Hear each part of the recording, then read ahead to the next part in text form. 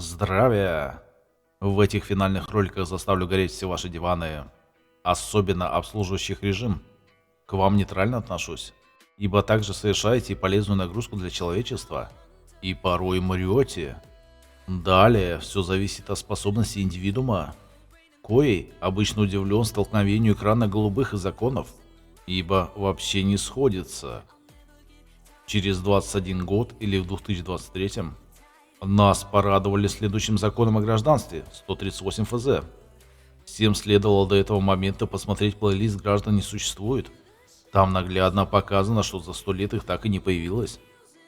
Как всегда, некий сиротка Путин В. должен был подписать закон по их конституции, согласно статье 84. Но, видимо, с текущим уровнем развития кибернетики, все чудные девайсы еще не могут запустить. Придется подождать еще лет 100, пока оно сможет подписывать законы. А пока это в лучшем случае публичная оферта, о которой почти никто не знает. Ну, точнее, ящик же трендит, что Путин подписал закон. И стадо такое. Да, мы верим. Ящик же смотрит столько миллионов человек. Не может же он врать. Но лучше отображает происходящее слово «афера». Как говорил ранее, системное, просто занесите мне много денег, и это все закончится. А то уже несколько тысяч человек узнали, что жулики их обманывают порядка 108 лет кряду, после общемировой картавой революции. А еще скоро продолжил плейлист КОПа или копное право, оно же казачий круг и прочие названия. Вот там уже просто тонна кирпичей и на дно для текущего паразитического режима. Учитывая, как вы быстренько уничтожили Мозгового и прочих, лет 10 назад в Украинской ССР, эта тема прям вызывает пожар ваших жоп. Итак, погнали раскатывать свежий высер депутатов. Точнее, правительство. Депутаты же тупо шестерки, нажимающие кнопки. Об этом было ранее в роликах и не только у меня, но и от самих депутатов, показывающих, как по партийной дисциплине бегает тетка между рядами и объясняет жирным свиньям, на какую кнопку нажимать. Кстати, классная реклама питания в ресторанах. Тупые даже не понимают, что их вкусно убивают. Тем не менее, нажал кнопку, получил зарплату 1 000 000 в месяц. Круто же! Пока рабы получают максимум 150 при удачных навыках и способностях по жизни. Остальные примерно 80. Это прям потолок. Даже в Москва-Баде. Но телевизор рисует картинки, что уже даже бомжи по 100 000 в месяц получают. Пенсии. Ой, точнее пособия по дожитию. Только чего-то не растут нифига по сравнению с инфляцией. Чувствую, эта херобора растянется на несколько частей. Они тут прям много чего понаписали.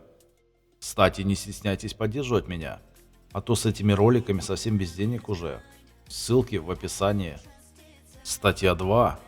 Правовое регулирование отношений в области гражданства Российской Федерации. 1. Законодательство в области гражданства Российской Федерации основывается на Конституции Российской Федерации и состоит из настоящего федерального закона, других федеральных законов, нормативных правовых актов Президента Российской Федерации, нормативных правовых актов правительства Российской Федерации, нормативных правовых актов федеральных органов исполнительной власти. Тут имеется в виду, что тот же Презик выпускает указы о принятии в гражданство всех, кто заплатил режиму. В нашей системе координат это наши южные братья, уроненные в 90-х в еще большую нищету и вынуждены ездить к нам на заработки, а не выращивать фрукты и кайфовать под солнцем. СССР им, кстати, машины на халяву давал. Пока тут все впахивали в 3 погибели, все ровно, как всегда. Кошерно-кучерявые родственные связи друг друга любят и поддерживают. Чего сейчас пошло не так, можно только догадываться. Видимо, население перемешивают, чтобы создать новую расу суперсобак и, наконец, атаковать Марс по заветам их любимого Третьего Рейха. А мы разрознены и глупенькие, но по ящику мы прям венец творения и самые умные. У меня, кстати, недавно по соседству жила такая семья, хоть и не богатые, но куча детей. Мелкие еще растут, но оба старших чудесным образом поступили на бюджет. Сколько-то раз общался, тупенькие, но просто пипец. Наверняка скоро в правительство попадут или хотя бы в начальники соседней ментовки. 2. Отношения в области гражданства Российской Федерации могут регулироваться международными договорами Российской Федерации. 3. Если международным договором Российской Федерации установлены иные правила, чем те, которые предусмотрены настоящим федеральным законом, применяются правила международного договора. Радуйтесь, с одной стороны это внешнее управление, с другой местные татупеды или депутаты не смогут выстроить нечто такое, от чего не будет возможности отбиться по международным правилам, так сказать. 4. Решения межгосударственных органов, принятые на основании положений международных договоров Российской Федерации в их истолковании, противоречащим Конституции Российской Федерации, не подлежат исполнению Российской Федерации.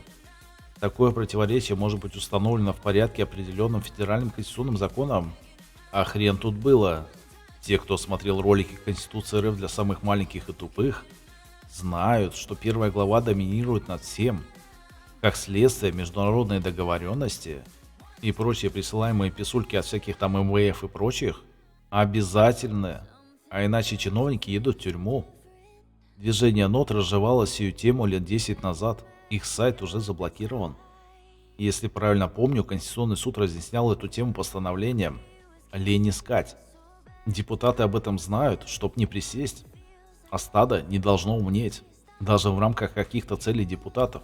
Впрочем, это все клоунада, система дает требуемые точки зрения.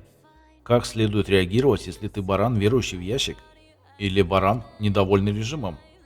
Читать же никто не будет в конечном итоге, а будет веровать пастухам из телевизоров и интернетов. Всем добра, здоровья, процветания и денег.